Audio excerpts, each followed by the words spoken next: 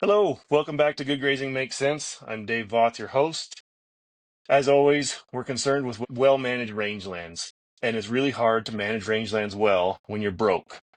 We are entering, or some places are in the middle of bull buying season, and we've got a guest, Kit Pharo, today with Pharo Cattle Company. This can be one of the most expensive times of the year, and these purchases have a long-lasting effect in our business. So I want to have a conversation today about thinking critically about the choices we make when buying bulls. It's pretty easy to go to the fun sales and drink free beer and raise your hand. It can also be pretty easy to pretend you know what you're talking about with EPDs. It can be a challenge sometimes. So we're talking with Kit today about thinking critically about your bull selection.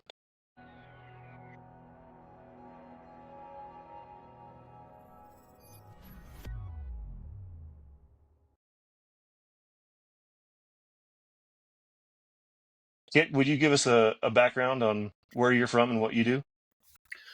Uh, our ranch is headquartered in eastern Colorado, out on the plains, and we came here in 1985. That would be 40 years ago this year.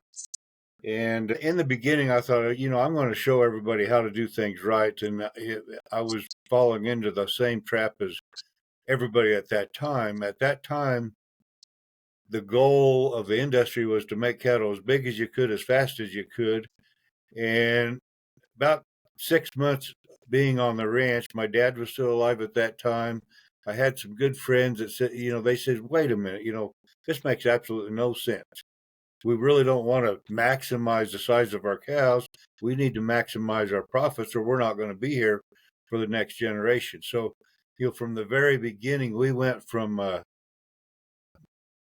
we focused on increasing profit and pounds per acre instead of per cow. And the reason I got into the bull business, seed stock business, is because there was nobody thinking like us. There was a few crowding that line, but for the most part, we were way out there in a different world. And I'm glad I had 3 or 4 really good friends that stayed with me. They were my support group. They knew we were on the right track and they forced me to stay there. It would have been very easy in the early days to just back up and say, okay, we're going to give up and do what everybody else does. But we've been going against the grain forever, and finally, I think we've reached the point, maybe 5 years ago, when the industry kind of says, "Wait a minute, these guys, maybe they do make sense." Uh, we sold our first set of bulls in 1991. That was 34, 35 years ago. We sold 6 bulls. Now we're selling over 1,000 bulls, and we have for several years. Because our program has grown to, we started uh, setting up what we would like to think as franchise ranches. We've got herds in 13 different states, from Minnesota to Alabama, Mississippi, Texas, Kansas, all the way up to Dakotas and Montana. So we're in several different environments, and so we've started creating cattle that fit those environments. Missouri, for example, is indified infected fescue. Cattle don't do well there unless they're tolerant of the toxic fescue. Alabama, Texas, we're specializing in some heat tolerant cattle there that are not Brahma.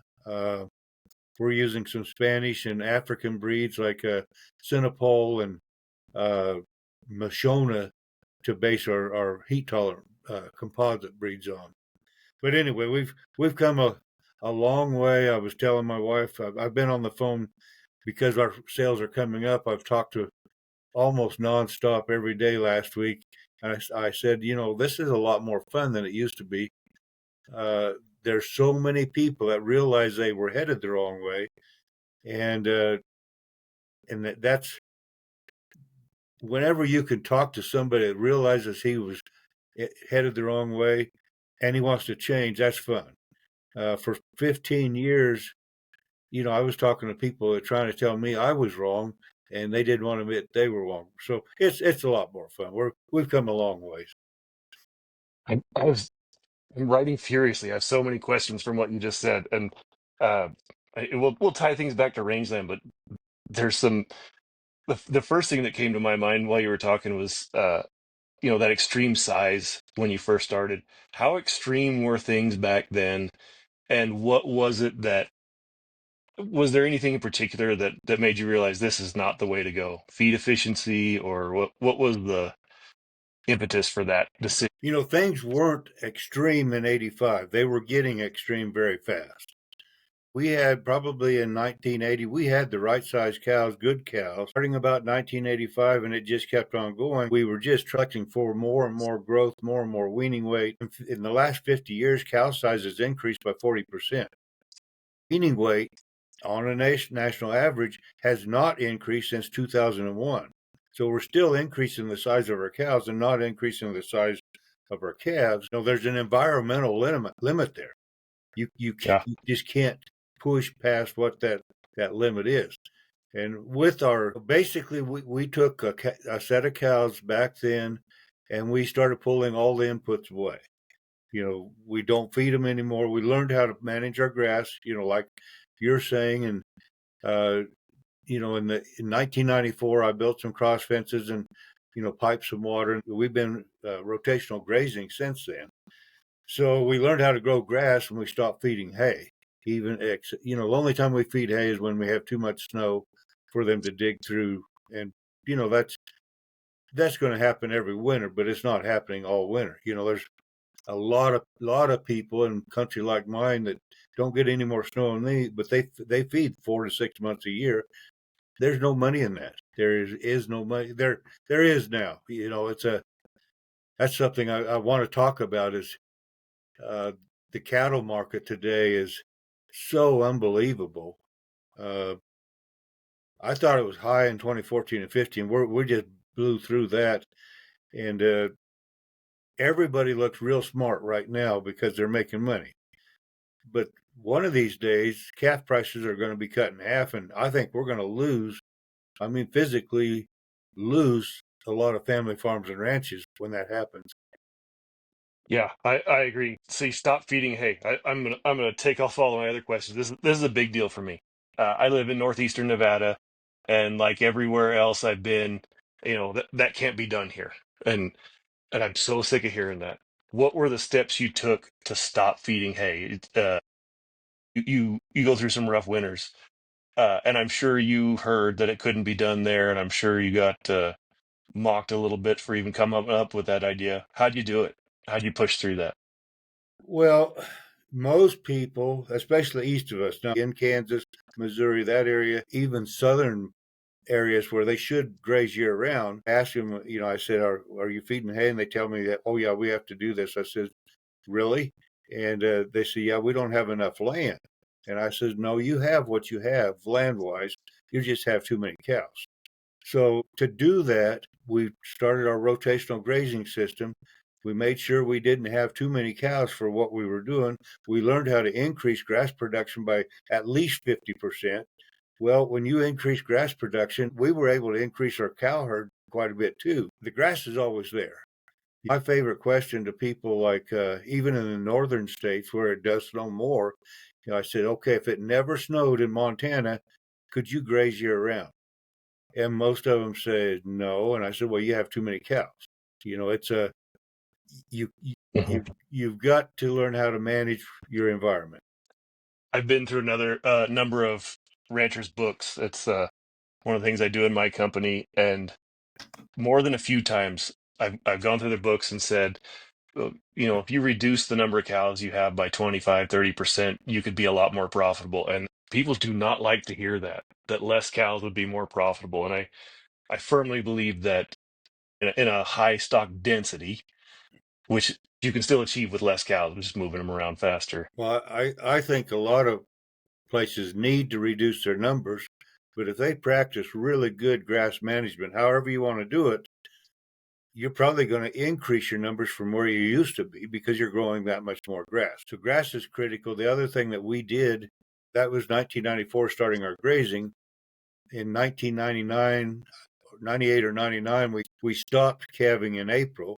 I thought that's a good time of year. If you made me go back to April calving now, I'd sell the cows. We started calving early May, and we turned bulls out for 40 days, and we're done calving by the 10th of June. We probably couldn't have done that in the beginning. You've got to have cows that fit the environment to treat them like that. And it took me probably 15 years to get the cows that I said, okay, these cows fit their environment. They can survive here and make me money. You can't just take any old cow herd and do that with. So let's dig into that. Getting cattle that are adapted to that environment, or creating cattle that are adapted to that environment. You talked about a number of geographical locations, uh, including the Deep South.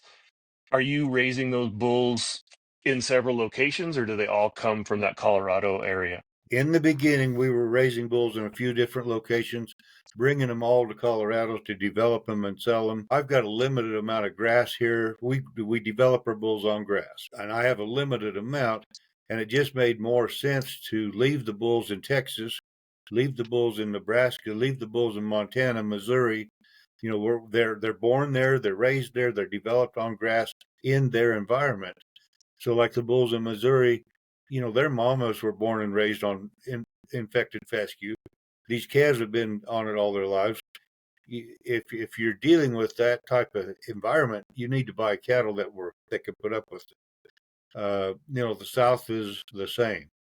The northern environments, your environment, my environment, Montana, Dakota, we don't like to think it is, but those are the best environments. You get east and south, and those are tough environments. But what we found is if you take the inputs away, no hay except in emergency, no protein supplement. We took away pesticides. We took away vaccinations. We took away everything we could take away. You're going to end up with a cow that really works. Yeah, an unsubsidized cow. Unsubsidized cow. Yeah.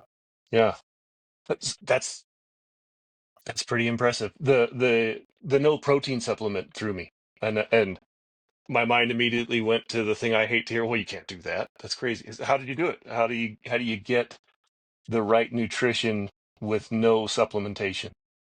Well, I'm going to tell a story that I've told in some of my presentations. Back in the late 90s, we had a range specialist from CSU, Colorado State, was coming around. There was several ranches in our little group that were practicing rotational grazing.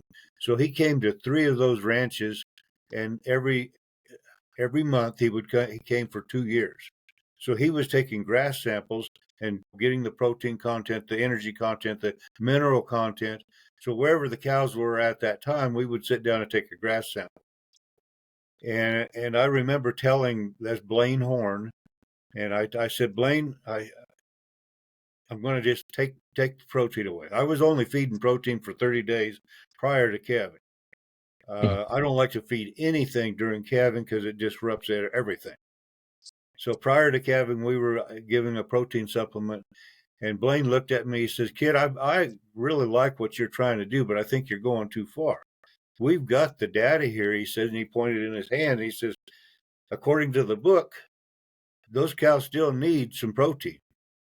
And I nodded my head real politely, and I said, "Okay," but I didn't feed them any protein. And I tell people, do you know why I got away with that? And they don't know. I said, my cows don't know how to read the book. How do they know? Who wrote the book? At that time, I can remember maybe one of the best cows I ever had, little cow, could wean 65 to 75% of her weight, but she never came to the protein. She would be out grazing and never lifted her head when I would take protein cubes out to the cows. And my old friend Chip Hines, he says if one can do it, they all should be able to do it. And I think that's right. They may not all do it immediately, but once you weed out the ones that can't do it, now you got a herd that can do it. But there's more to that story than that. That was the year that we moved our calving season from mid-April to the 1st of May. At the same time? At the same time. So that's That's a reason I got away with it. Another thing I haven't told you is that while Blaine was taking fecal or grass samples, he was also taking fecal samples, sending it to Texas A&M to analyze. And according to the grass samples, there wasn't enough protein in there to support a cow. According to the fecal samples, there was more than enough, 5 to 6%. So the cow knows how to pick what she needs to increase what she needs.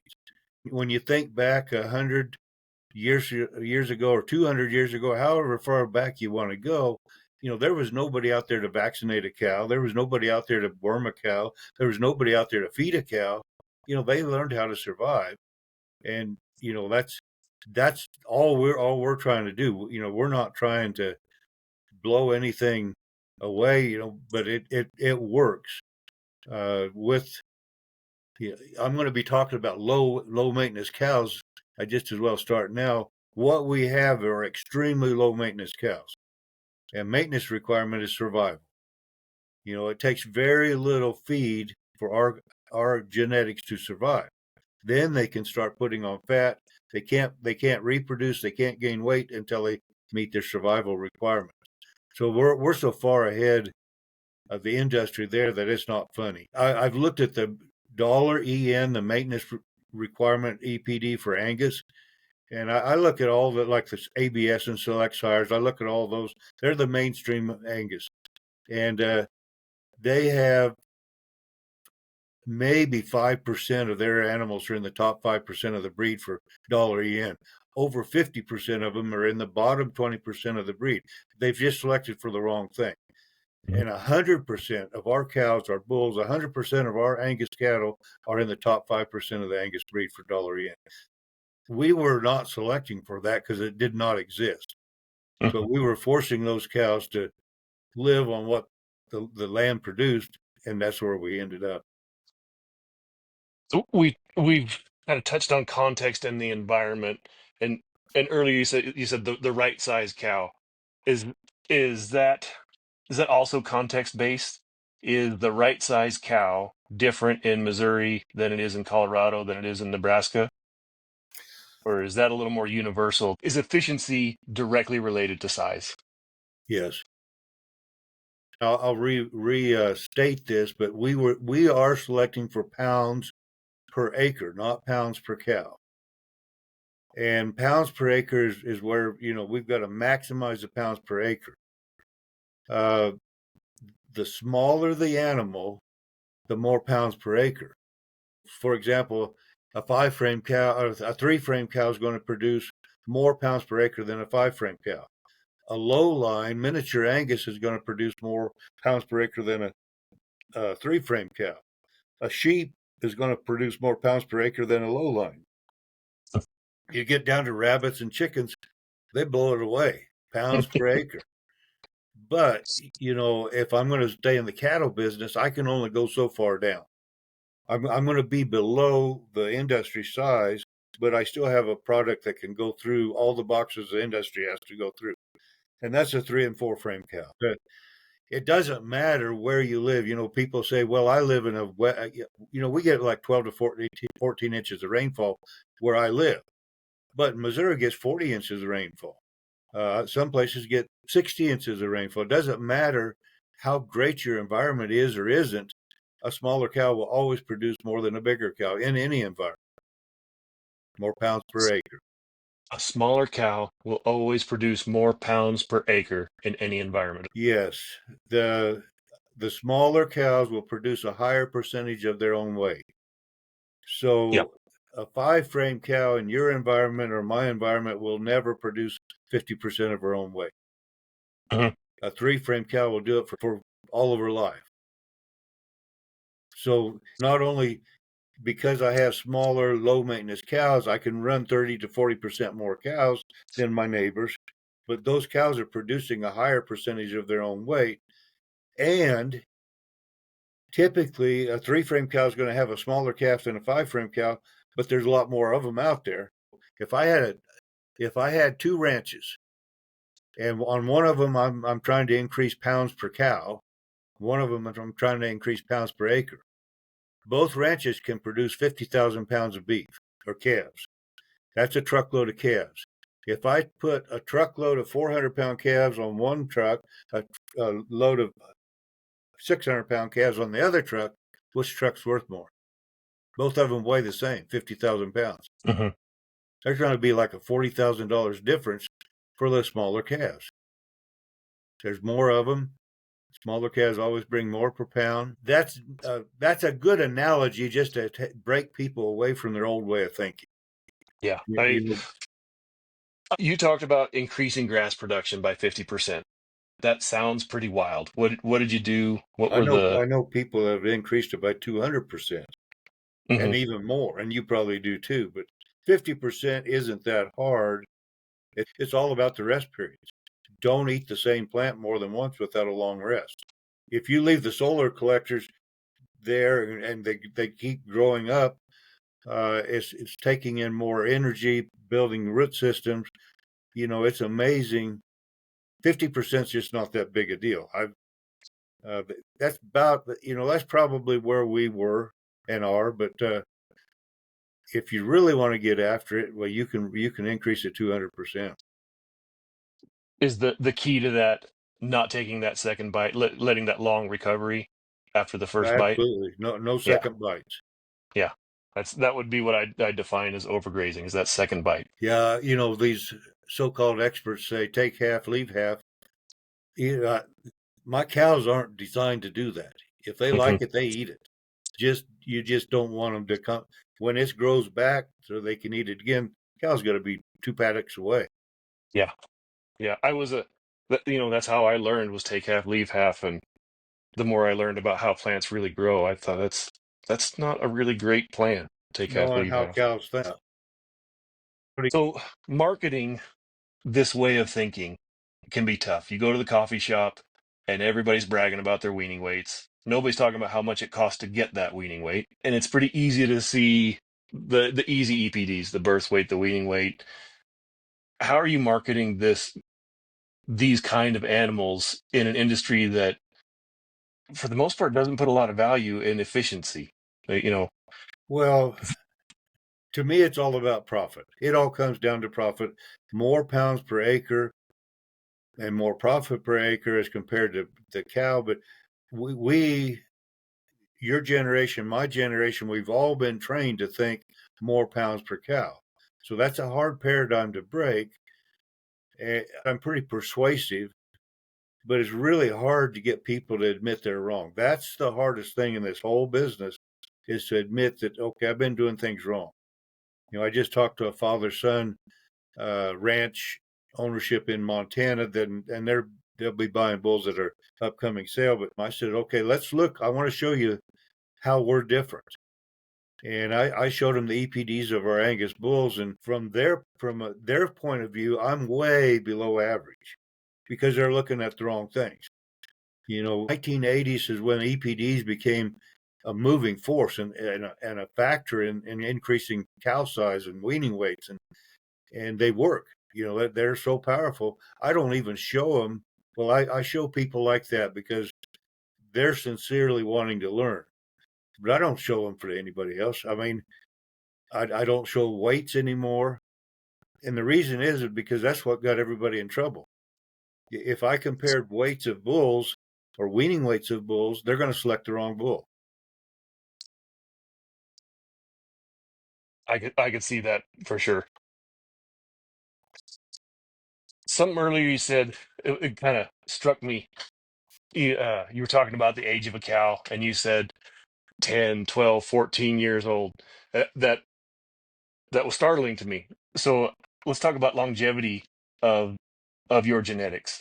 Are you expecting your cows to be producing for longer?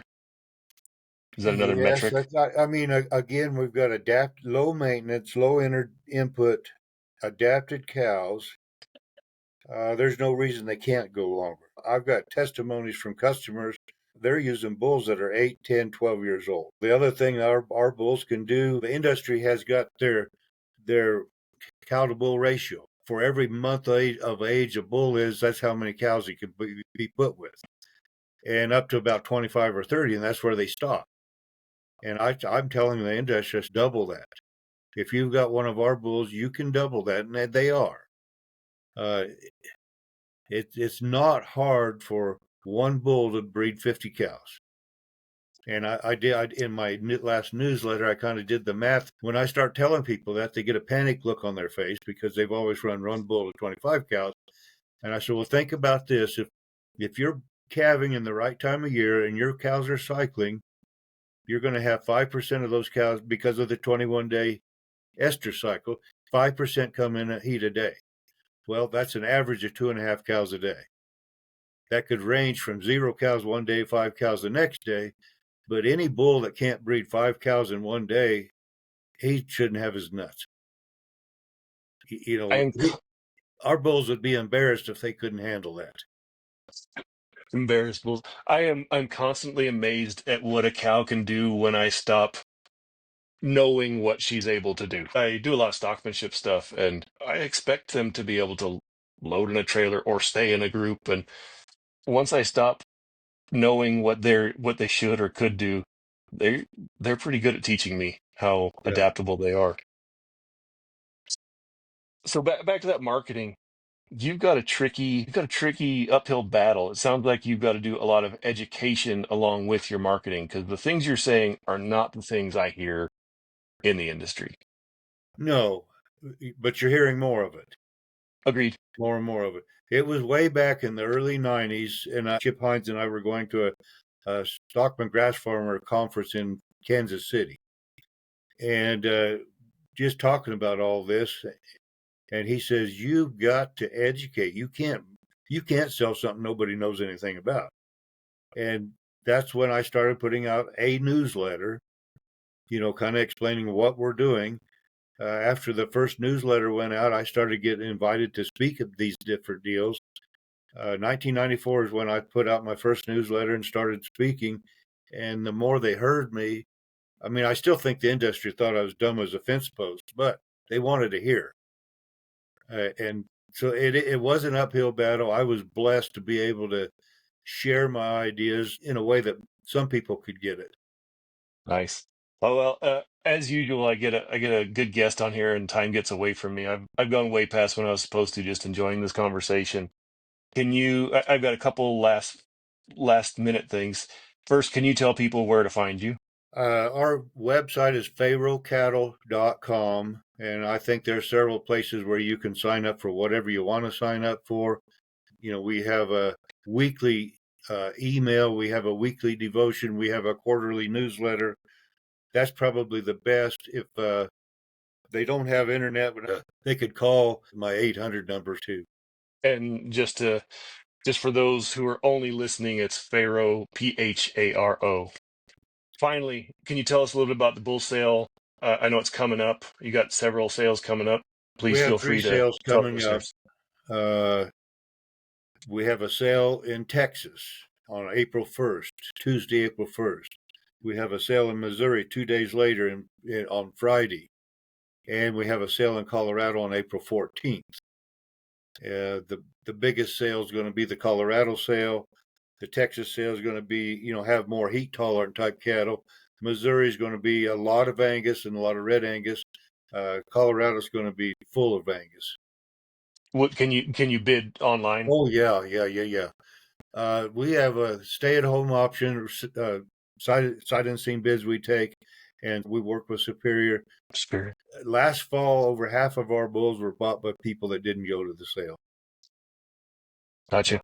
And we have delivery points all over the world. Gotcha. All right, this has been a great conversation. And if you couldn't read between the lines and how this ties back to healthy rangeland, not feeding hay, reducing the size of your cows and increasing the numbers of your cows, I mean, this all relates back to range management to me. And I want to thank you for joining us, and I look forward to checking out your bull sale, and I hope it goes well for you. Thank you. Thank you.